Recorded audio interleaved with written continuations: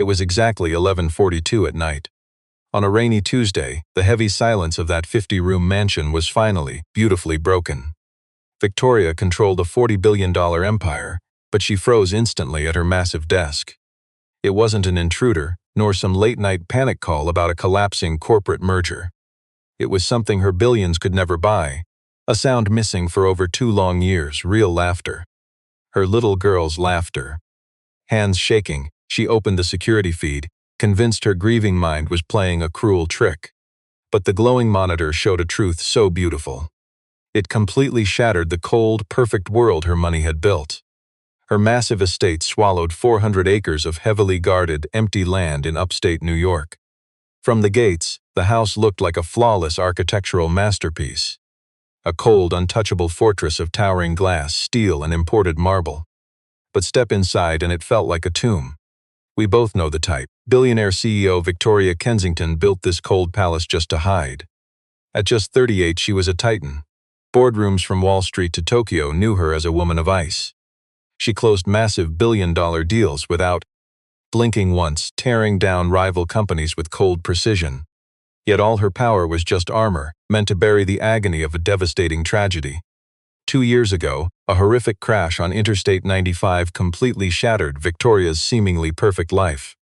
Her devoted husband, Jonathan, a brilliant architect whose laugh could warm up the coldest room, died instantly when a massive freight truck lost control during a blinding rainstorm, crushing their vehicle. Their 5-year-old daughter, Lily, was in the back.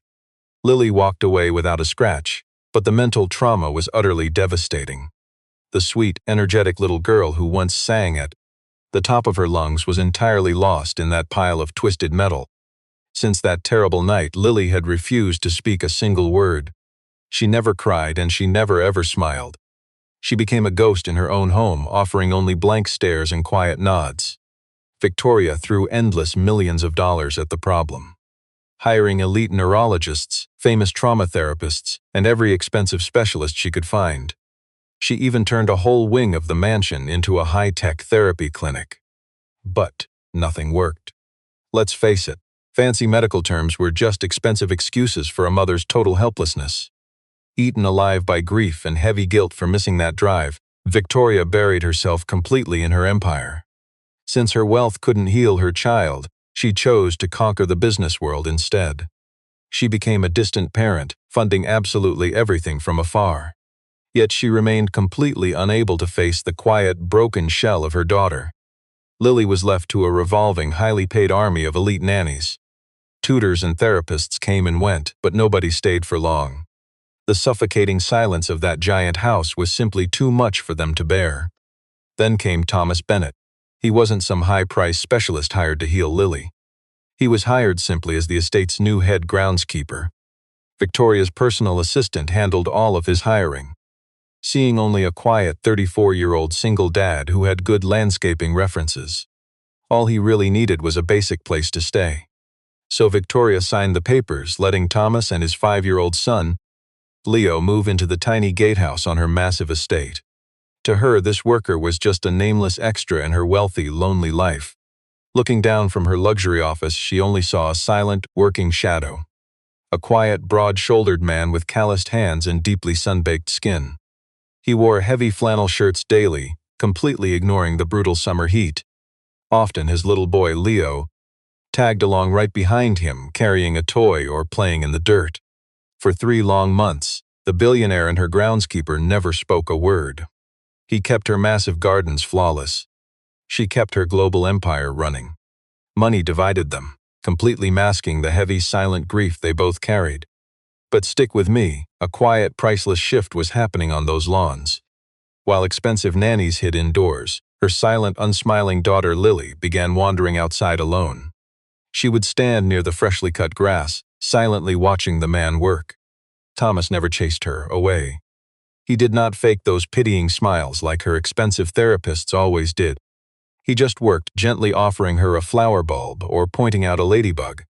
Then there was little Leo. This energetic, messy kid did not care that the rich girl was hurting inside. To him, Lily was just a friend. He would run circles around her, sharing simple snacks and talking about his trucks. She remained quiet, but for the first time in years, she did not run.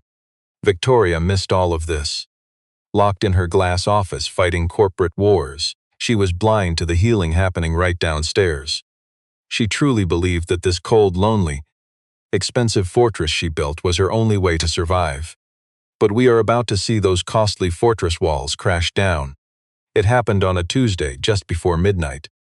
A violent summer storm hammered the estate, rain pounding hard against her office's massive floor-to-ceiling windows. The raging storm matched the chaos on her desk. She was ruthlessly finalizing a massive European shipping takeover, a billion-dollar deal demanding her absolute undivided focus. Her expensive drink sat near the keyboard, glowing under the bright monitors.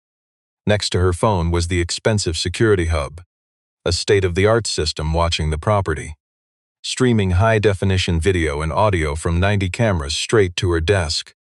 Usually it only showed empty hallways and rain-soaked lawns. She was typing a cold corporate email when it happened. Listen closely. A sharp, breathless cry cut right through the monitor's static. Her expensive, manicured fingers froze over the keys. She blinked, her heart hammering against her ribs as she stared. The audio feed from camera 14 was suddenly spiking wildly. She leaned closer, holding her breath. You might think money fixes everything. But over the storm I heard something impossible. A giggle, a bright, genuine laugh money could never buy. My blood ran cold, it just seemed entirely impossible. I hadn't heard that sweet sound since the morning of the accident. With shaking fingers I tapped my high-priced security system, pulling up the conservatory cameras. It was a huge, glass-domed room filled with pricey exotic plants. A lavish sanctuary my late husband designed. In the cold silver glow of my expensive cameras I saw 3 figures on screen. It was Thomas, our humble groundskeeper. He was sitting cross-legged, right on the freezing stone. Next to him sat his son Leo wearing dinosaur pajamas. And right across from them, clutching her knees tight, was my sweet Lily. My breath caught. Why was a low-paid worker inside at midnight? Why was Lily awake? Where was her highly paid night nanny? My first reaction was a sharp wave of protective maternal anger. You see, I relied on power. I reached to call security and arrest this intruder. But my hand froze in midair as I watched the scene play out. Thomas was not doing anything threatening. He just held a cheap plastic flashlight, aiming it at the blank white wall. He was making shadow puppets, but these were not just random shapes. I leaned in closer to the screen, my eyes widening in disbelief. His calloused hands moved with a gentle grace, forming very specific, familiar shapes. First a flying bird, then a tree swaying gently in the wind. Finally he crossed his hands, moving his fingers in a very specific galloping rhythm. It was a fox, a dancing. I gasped, quickly throwing my hand over my mouth. My eyes immediately filled with tears. The dancing fox and the moon, that was Jonathan's special story. It was the secret, beautiful shadow play my late husband made just for her. He invented it when she was 3, practicing the hard hand shapes for months. He did it during every single storm, just to keep our little girl from feeling scared. Nobody else knew those shapes. No one else knew the order of those shadow animals. My husband had never written it down. It was a sacred, quiet ritual between a father and his daughter. On the screen, this quiet worker made the shadow fox leap toward the moon. The little boy giggled, but my eyes were glued entirely to my daughter. Lily's pale face was lit up by the cheap flashlight beam. Her usually blank eyes were wide and bright, a massive smile lighting up her face. When the shadow fox tumbled down an imaginary hill, Lily threw her head back. The audio feed caught it perfectly, a loud, sweet, genuinely happy laugh. I completely broke down, crying in the silence of my cold, empty executive office. I watched my daughter laugh over and over. That sound was a pure miracle. You and I both know money couldn't buy this moment. 2 painful years lifted off my heart. My daughter was still in there. My sweet girl wasn't truly gone. But then, that beautiful miracle was suddenly cut short by a dark wave of suspicion. Victoria watched Thomas's face on her cold, expensive security screen. His soft smile for Lily held a warmth that her mother's millions could never buy. Who was he? She wondered, her cold corporate instincts immediately taking over the moment. How could a simple laborer know her late husband's deepest secret? Her wealthy, paranoid mind raced. Was this ordinary man actually a stalker? Had he been watching her family long before the tragic crash? Was he somehow connected to that fatal night himself? You and I know money cannot buy healing. This ignored worker just did what millions in therapy failed to do using a simple memory. Victoria brushed away rare tears, letting her cold expression harden once more. For once, she did not use her immense wealth to call security. Scaring him off meant her billions could never buy the answers she needed. Worse, she might hurt Lily again, ruining the only thing money could not replace. Instead, she recorded the moment, locking the priceless proof of her daughter's smile inside a secure server. She stared at the screen until the man gently switched off his light. He brought Lily back to her lonely home, then walked into the pouring rain with his son. Victoria did not sleep at all. Alone in the dark, she replayed her daughter's rare laugh while preparing her vast empire for war. By 6 a.m, the storm had passed, leaving her massive estate blanketed in thick fog. Victoria sat frozen at the head of her massive dining table, nursing a bitter cup of coffee. She was still wearing her clothes from the night before, completely exhausted. Across the room stood her highly paid security chief, Winston. A former spy, he was an expert at uncovering secrets and making expensive problems quietly go away. "I want a complete and total teardown of this man," Victoria ordered, sliding a high-tech tablet across the polished wood. The screen displayed a frozen image of Thomas's face, lit by that cheap, ordinary flashlight. "I want everything: birth records, bank details, phone calls, and internet activity. I must know every single place he has ever lived. Every person he has called this decade. I want it all within 2 hours."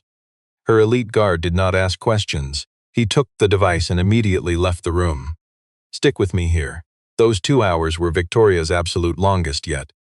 She paced her expensive office, looking past the grand gates toward his humble little cottage. Through the mist, she watched Thomas caring for the roses while his son played happily in the dirt.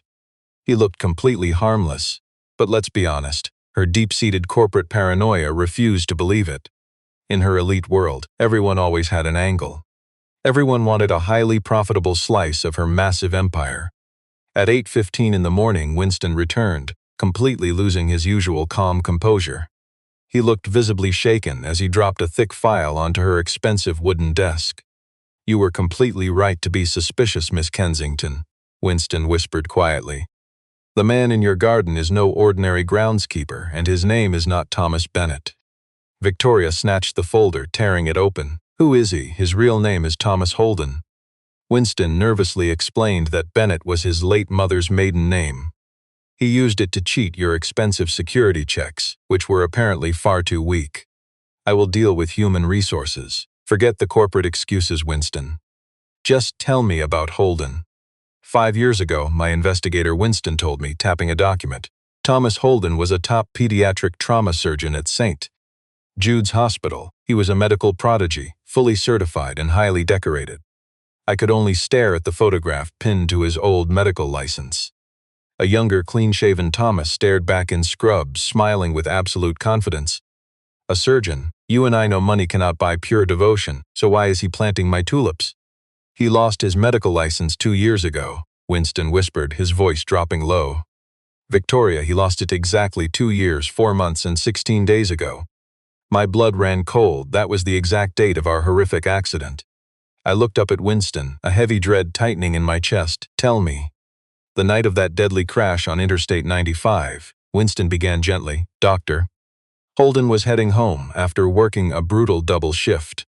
His pregnant wife, Sarah, was sitting right there in the passenger seat next to him.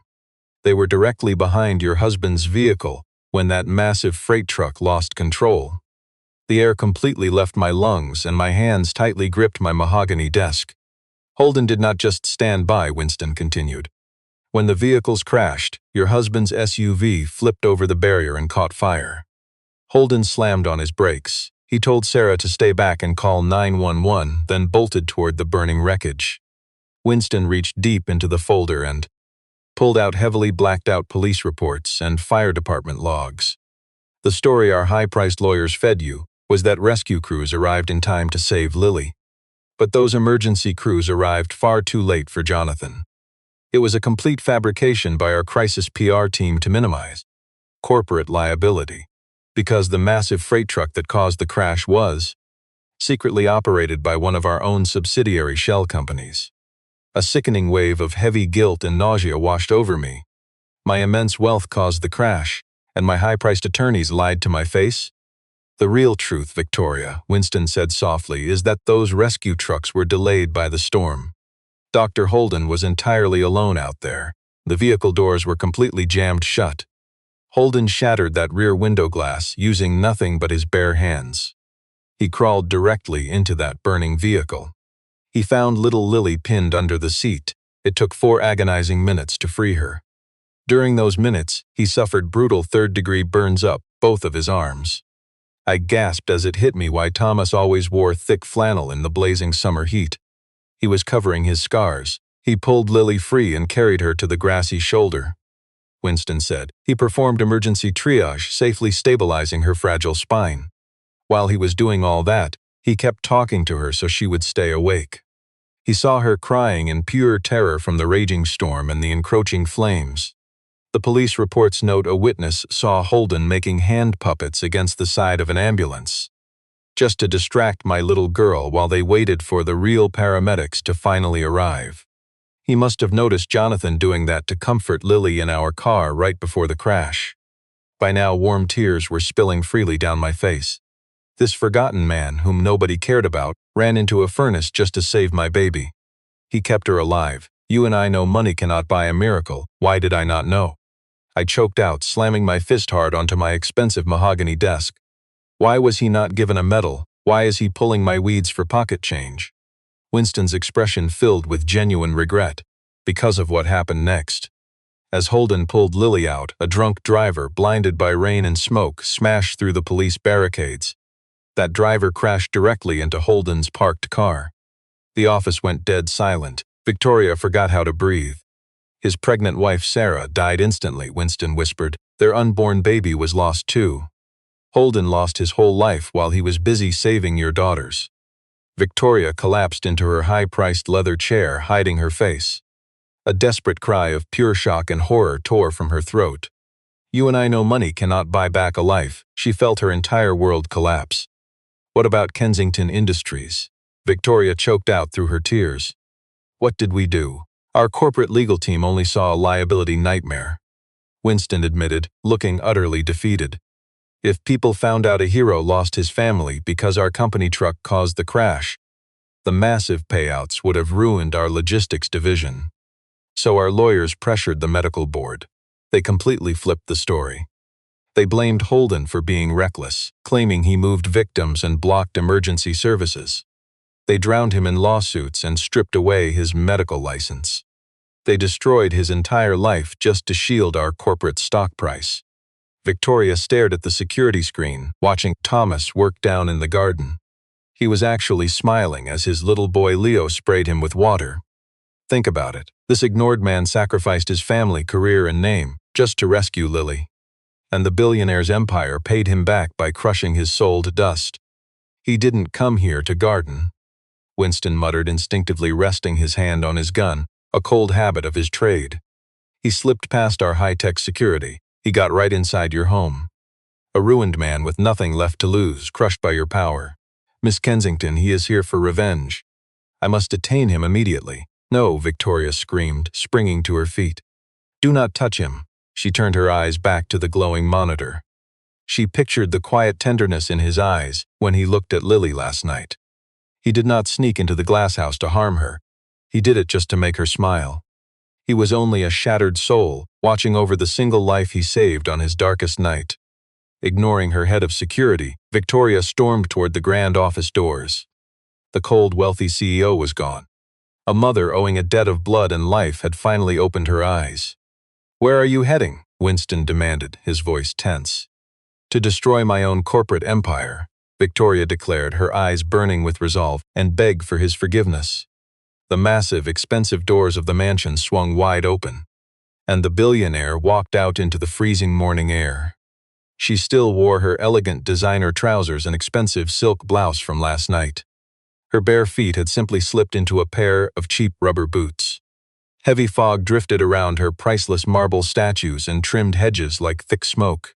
She rushed forward in a panic, her cheap boots sinking into the wet mud. Across the massive manicured lawn she spotted him. Thomas knelt in the dirt, gently securing a frail storm-damaged tree to a wooden stake. Nearby, little Leo sat on a simple plastic bucket watching his father work. The little boy hummed, digging in the mud with a cheap plastic shovel.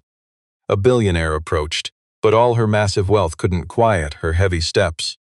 Thomas stood up, wiping his dirt-covered hands on his worn jeans. His body went rigid.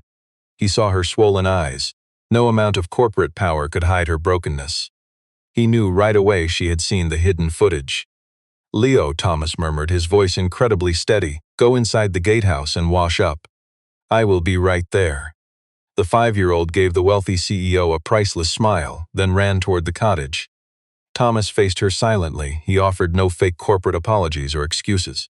He stood tall, completely prepared to accept whatever harsh punishment came next. "Miss Kensington," he began, his voice steady, "I know why you are here. I had no right to sneak into your massive house last night. I crossed a line. We will pack up and leave immediately." Victoria stopped 10 feet away, her breathing fast and heavy. She stared at this quiet worker she had treated like disposable, invisible machinery. Suddenly she noticed the deep burn scars under his cheap shirt. "Doctor." "Thomas Holden," she whispered, the painful truth choking her. Thomas froze instantly, every bit of color drained from his face. His calm facade shattered, replaced immediately by pure, terrified panic. He looked frantically toward the gatehouse, where his little boy had just gone, as if measuring how quickly he could grab his child and run. "How did you?" Thomas stammered, backing away. Victoria broke down completely. Her knees buckled under the weight. Let's be honest, all her Wall Street billions meant nothing as she collapsed in tears. "I had no idea," she wept. The cold rain poured down, washing away her powerful corporate facade. "I swear to you, Thomas, on my daughter's life, I really did not know." Confused by this weeping, broken billionaire, Thomas took a cautious step toward her. "You didn't know what?" Victoria looked up through her tears to meet his gaze. "I never knew you were the man who saved Lily from that burning car. My highly paid lawyers told me the emergency crew saved her. They lied and said Jonathan died instantly. They hid that an overlooked doctor burned his own hands to save my baby.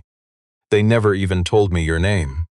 Thomas looked away as deep, painful memories washed over his face. He stared into the gray fog. "Your money did far worse than erase my name. Your attorneys ruined my life. When the medical board sued me, your legal team used fake testimonies. They cruelly claimed I was negligent. They argued my rescue was the reason your daughter stopped speaking. For 2 long years, I did not just grieve my wife. I lived with the crushing guilt that I ruined your daughter's life, simply because I did not wait for help. You see, all her power couldn't heal the heavy pain crushing her heart. You did not break her, Thomas. You saved her. Those hand puppets, the dancing fox. You learned that from Jonathan, right?" Thomas nodded, his eyes bright with tears. "I saw him do it. And let me tell you, when I held your crying child on that dark road, fire devoured the car while the storm raged outside. He had to check her eyes, but she kept thrashing. So he cast a simple shadow fox on the ambulance wall. It was the only simple thing that calmed her. Arriving at this sprawling estate, he did not seek any revenge. He just needed to know she survived. She was his only save that horrific night. Seeing her lost like a ghost, I had to try." "You succeeded," Victoria choked. "Wealth could not cure her. Thomas, you brought her back for the first time in 2 years. You and I know money cannot buy true healing." Rain filled their heavy silence. But the billionaire CEO was not finished. A brutal truth was coming. She wiped mud from her knees. That cold, powerful corporate armor shielded her once more. She turned her deep grief into a cold, terrifying focus. "Thomas," she whispered, her powerful voice suddenly cracking with shame. "There is another dark secret I discovered only an hour ago. And you must listen to what I say very closely." Thomas frowned, sensing a cold, heavy shift in the air. "That transport truck on Interstate 95, the billionaire said, staring right at him. The one that crushed my husband and killed your pregnant wife. It belonged to a shell company." Thomas stopped breathing entirely. He just stared, his mind racing to connect this massive corporate cover-up. "It was owned by my empire," she confessed, the words tasting of bitter ash. "My greedy corporation caused that crash. My expensive lawyers knew our driver was exhausted and the brakes had failed inspection. They knew if people learned we took the pregnant wife of a heroic young doctor, the public outrage and lawsuits would have destroyed our stock. So corporate millions buried the truth. They ruined you to protect me. Imagine that terrible betrayal. A heavy silence fell as Thomas stumbled backward in shock. His eyes widened as the horrific reality finally crushed his soul. The billionaire paying his meager wages, the sprawling estate where he planted flowers, all funded by the empire that killed his family and stole his career. You. Thomas choked, his voice cracking with a raw, burning fury as his fists clenched. Your massive empire killed Sarah. Yes, Victoria answered, finally refusing to hide behind her mountains of dirty money. I deserve your rage. My staff lied, but this greedy corporation is my sin. Thomas turned, pacing with savage anger.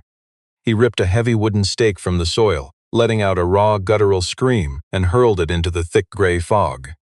He collapsed in the wet mud, sobbing as 2 long years of buried, agonizing grief finally tore out of his chest. Victoria kept her distance, letting the broken, honest man finally release his heavy grief. When Thomas finally looked back up at her, his eyes were entirely hollow. Why tell me this? Why not just sack me and let me rot? Your millions could have hidden this forever. Because hiding behind a fortune ruined us both, Victoria answered fiercely. I am traveling to Manhattan today to burn my entire corporate empire to the ground. I will make sure my greedy board of directors rots in federal prison. But I can never abandon my broken child again. You and I know wealth cannot heal a broken child. She stepped closer, pulling heavy keys from her pocket. Offering them with profound humility, Victoria said, "These are the keys to the main house. Please leave the gatehouse today, move into the entire East Wing instead. You and Leo belong here. I must fix what my corporate empire destroyed, Dr. Holden. I promise you that. Please just protect my silent, smileless little girl until this fight is over." Thomas quietly stared at those keys, then up at Victoria. He saw an unyielding fire in her eyes, not some cheap corporate pity. It was a moral declaration of war. Trembling, he accepted the heavy keys. Up on the 40th floor, the Kensington Tower boardroom was built to project absolute power. A 40-foot table dominated the cold space, surrounded by massive windows showcasing Manhattan, a monument to useless money. By 9 in the morning on Monday, the cold, unfeeling board of Kensington Logistics gathered together. David, the chief operating officer, sat there tapping his expensive gold pen. Right beside him sat Harrison, the general counsel, a wealthy man whose expensive suits hid a soul empty of any real human warmth. The heavy glass doors slid apart, and Victoria finally walked in, flanked by her security chief Winston, who locked the doors behind her and stood like stone. The room fell silent. Victoria refused to sit. She marched to the head of the table, her face radiating a terrifying, unbuyable moral calm. "Good morning, Victoria," Harrison greeted smoothly, flipping open a folder. "We have Q3 projections ready. Let us discuss the European shipping merger now." "Shut your mouth, Harrison," Victoria said. Her quiet voice sliced through their corporate arrogance like a razor-sharp surgical scalpel. Harrison blinked hard, his smug, arrogant smile vanishing instantly. "Excuse me?" Victoria grabbed a small remote control and clicked a button. The massive screen at the end of the boardroom flickered to life. "Let us watch profits clash with reality." The screen showed a massive photo of the burning interstate wreckage. Right next to it was the medical license of Dr. Thomas Holden, stamped with a giant red revoked, all the blood drained from Harrison's face. David dropped his gold pen. The greedy board sat in stunned, panicked silence. 2 years ago, Victoria began, her voice bouncing off the expensive glass walls. A subsidiary freight truck ignored safety rules, lost control, and killed my beloved husband. A brave surgeon named Thomas Holden walked straight into the fire to save my daughter. In return, this very board, led by our ruthless general counsel, engineered a massive, illegal cover-up just to protect our fragile stock price. You destroyed an innocent man, burying brutal evidence of corporate manslaughter, and lied to your CEO. Harrison jumped up, his chair scraping violently against the floor. "Victoria, you are deeply distressed. You have no idea what you are talking about. This is a massive breach of company protocol. Sit down." Winston barked from the heavy doors, hand resting near his holstered weapon. Harrison swallowed hard, slowly sinking right back into his expensive leather chair. You thought my grief meant you could trade human lives for cash, running my empire like a cartel, Victoria continued. Leaning over the table, her furious eyes locked onto Harrison's utterly terrified gaze. You actually calculated that the irreplaceable life of my husband, the silent, joyless life of my daughter, and the family of Dr.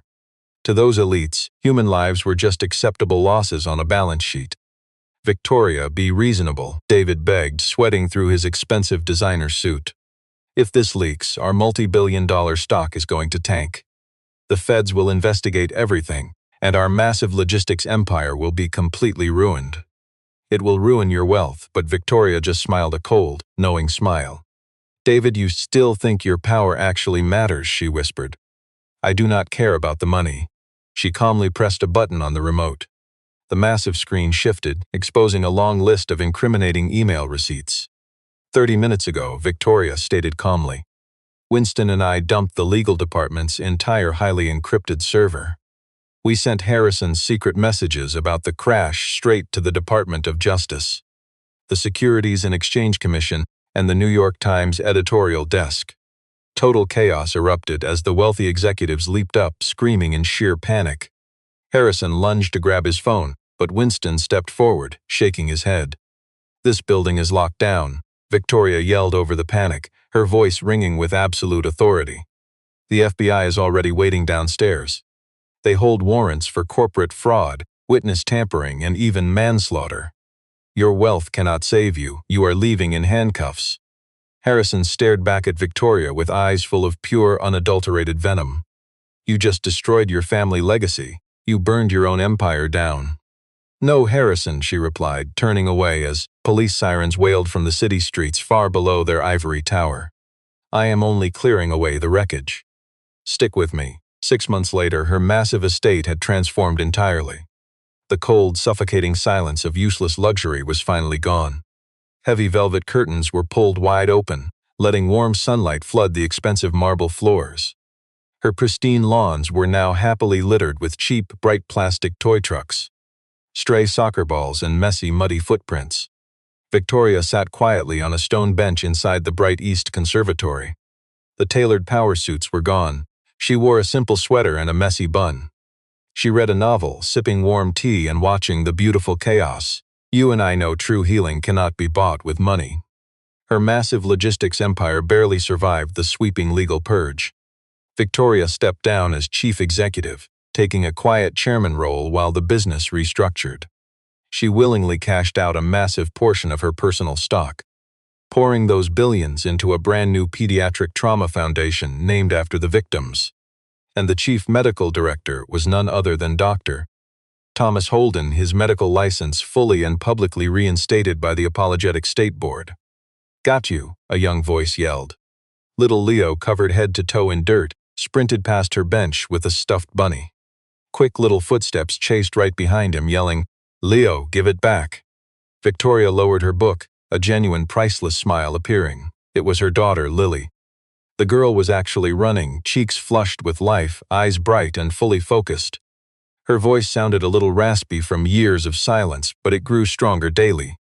Thomas strolled into the sunny room, carrying 2 cheap plastic juice boxes. He wore a plain shirt with rolled-up sleeves, openly showing the deep burn scars on his arms. He didn't have to hide anymore. His scars were badges of honor, proof he survived while my massive wealth fixed absolutely nothing. He handed me a cheap juice box, sitting down right beside me on that bench. We sat in a gentle, comfortable silence, watching our children play. There was never any rushed romance between us.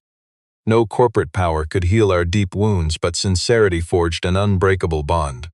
We were simply 2 broken souls who had pulled each other from the wreckage of our pasts to build a real family.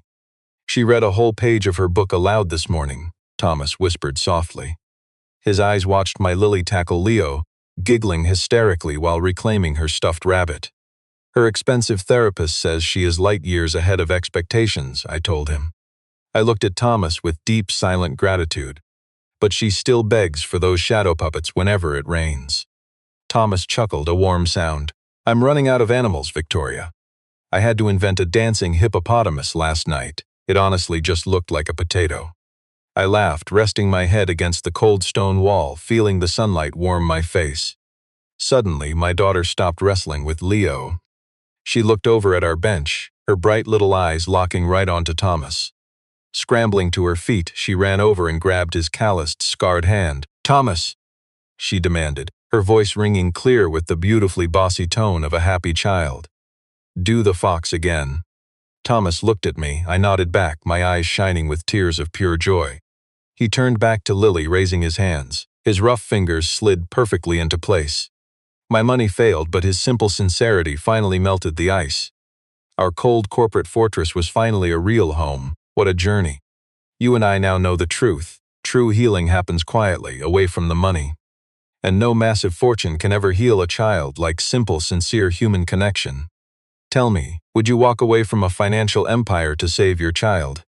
If this story of a humble man's sacrifice and my own maternal redemption, and the pure, unbreakable resilience of a child touched your heart, please hit that like button and share this video to spread the message. Subscribe to the channel and ring that notification bell, so you never miss these quiet, powerful stories of healing. I really want to hear from you. What was the biggest twist in this journey? Was it the magic of those simple shadow puppets? Or the moment I locked my greedy board of directors inside? Drop a comment below and let me know.